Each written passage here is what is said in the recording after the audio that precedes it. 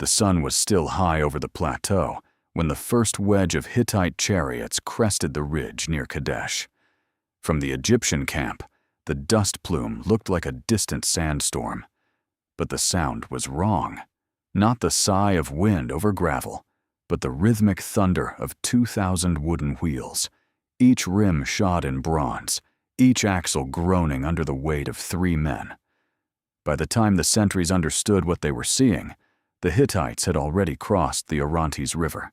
What happened next would be carved into temple walls, disputed by scholars for 3,000 years, and nearly forgotten by everyone else. The greatest general you have never heard of was about to make a decision that should have ended his career. Instead, it saved his civilization. You have probably heard of Ramesses the Great. His statues line the Nile. His name appears in every textbook that covers ancient Egypt. But the victory he claimed at Kadesh in the year 1274 before Christ was not his finest moment. In fact, by any objective measure, it was a near disaster. The battle that Ramesses spent the rest of his reign memorializing as a triumph was actually the closest Egypt ever came to losing its empire. And the real hero of that day was a man whose name appears exactly once in the historical record, in a single cuneiform letter excavated from the ruins of a Hittite palace.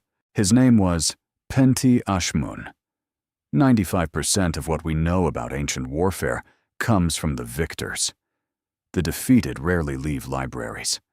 But every so often, the dust parts, and a single piece of evidence survives that contradicts the official story. The letter from Penti-Ashmun is that piece of evidence. It was not meant to be found.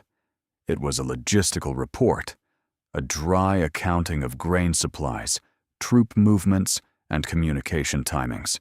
But embedded in its lines is the story of a general who did not panic when his king walked into a trap.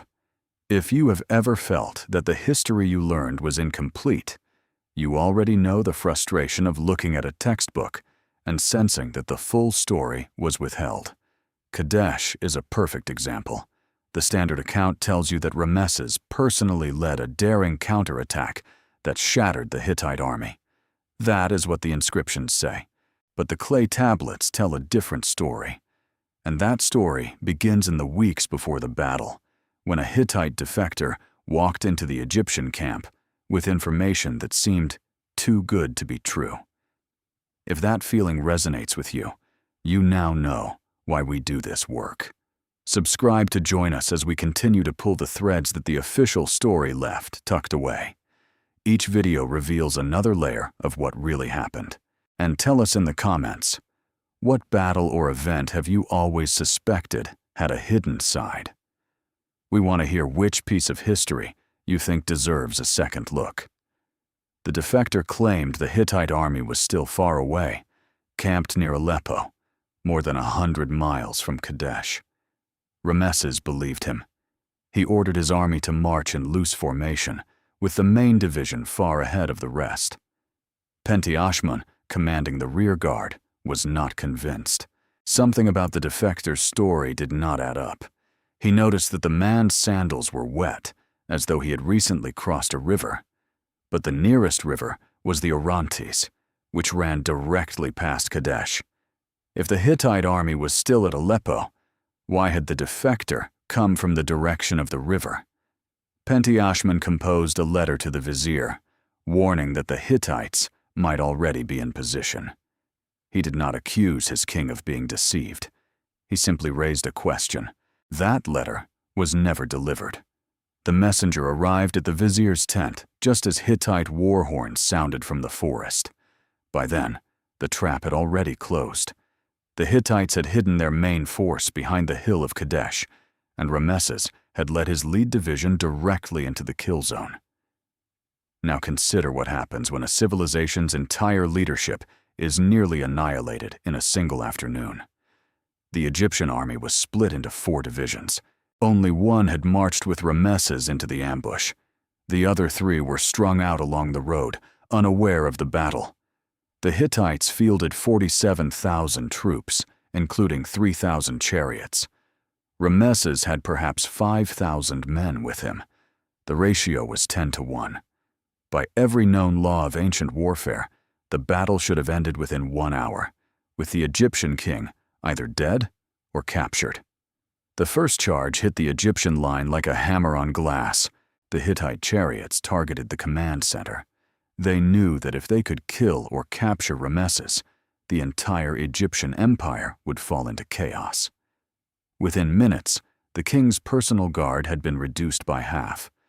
Ramesses himself later described the moment in vivid language, saying he was surrounded by thousands of enemies, with no officers left to relay his orders. This is where Penti-Ashmun enters the scene. He had not been at the front. He was still with the rear guard, marching through the forest, when the sounds of battle reached him.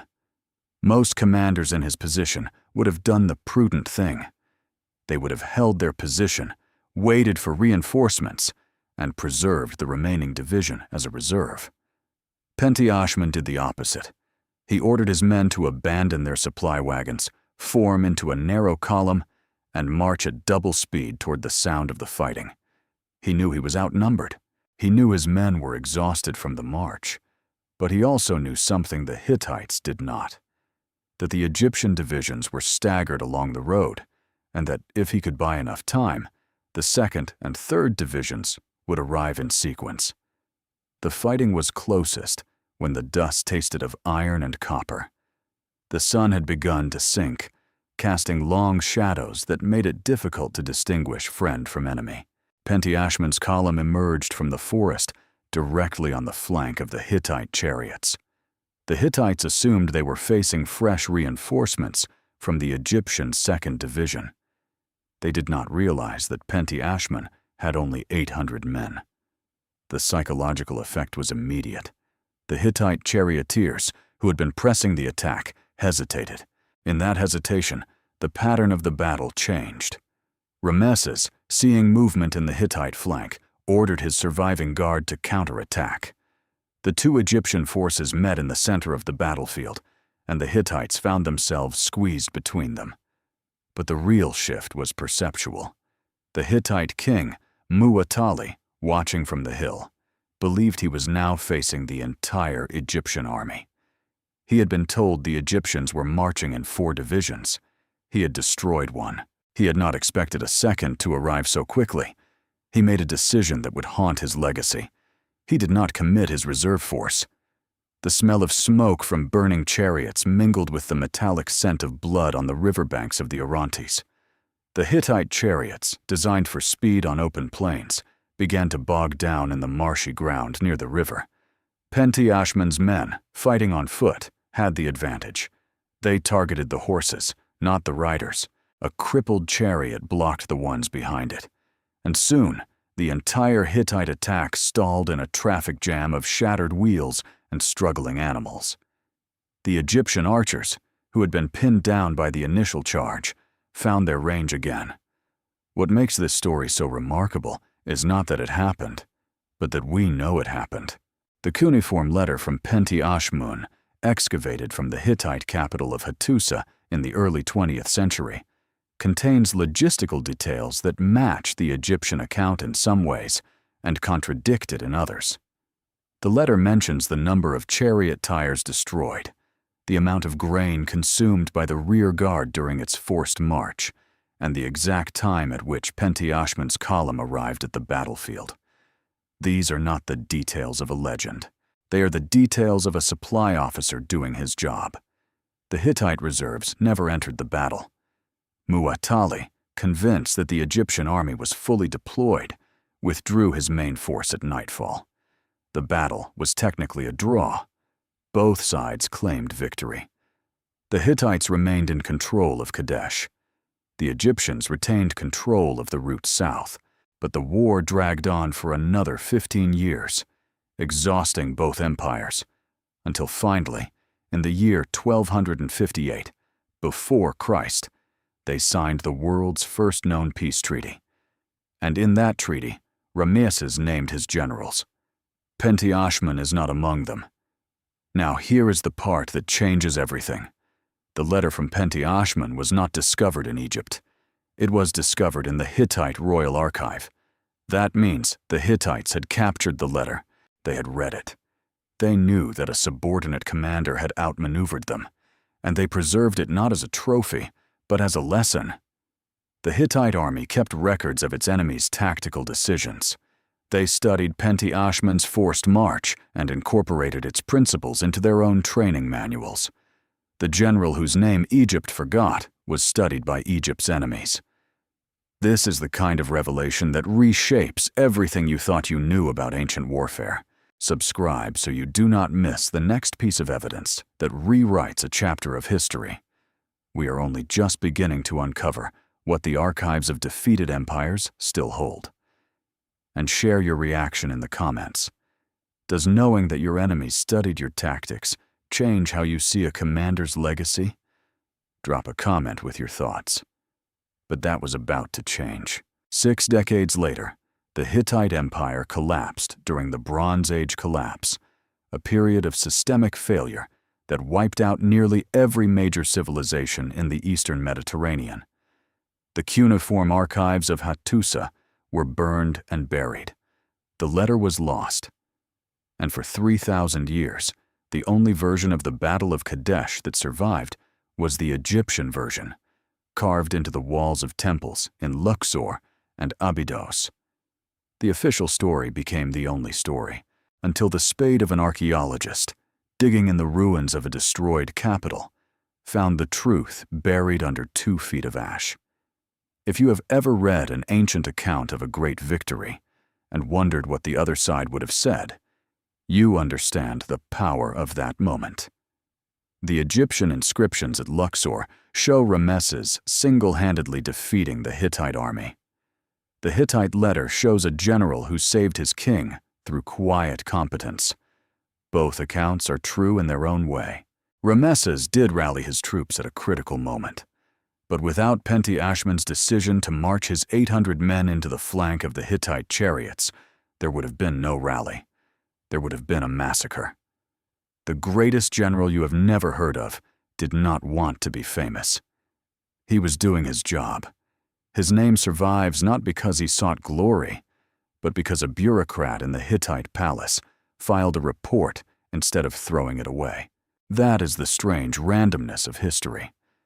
Empires rise and fall on decisions made in the space of seconds, and the record of those decisions depends on which archives burned and which were preserved. The forgotten principle here is that great generalship is often invisible. The best commanders are not the ones who win the battles that end up on temple walls.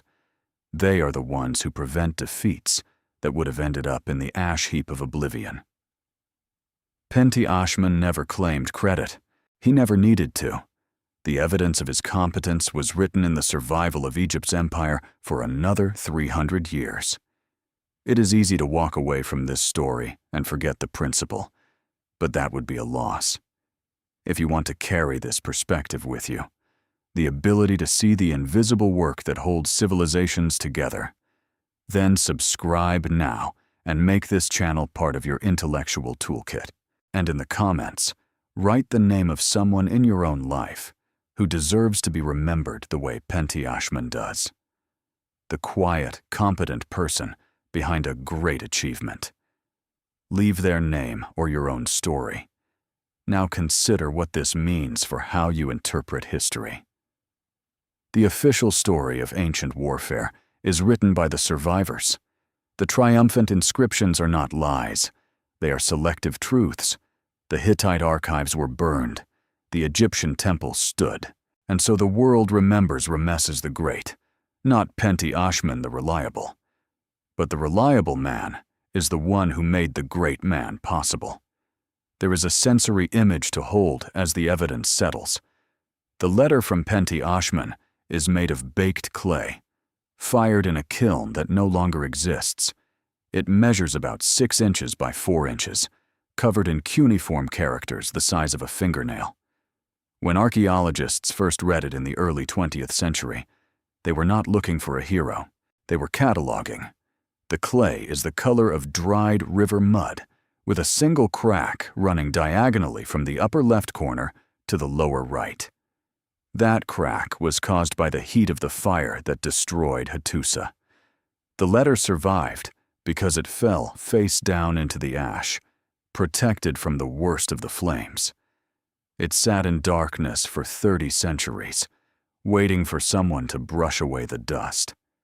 If this changed how you see ancient history, you are not alone. The full story of Kadesh is still being pieced together, and every new fragment of clay that emerges from the ruins of Hittite cities adds a new layer to the picture. The official story is losing its monopoly, and the generals you have never heard of are finally stepping out of the shadows. The question is not whether there are more forgotten commanders. There are always more. The question is whether we are ready to let the evidence revise what we thought we knew.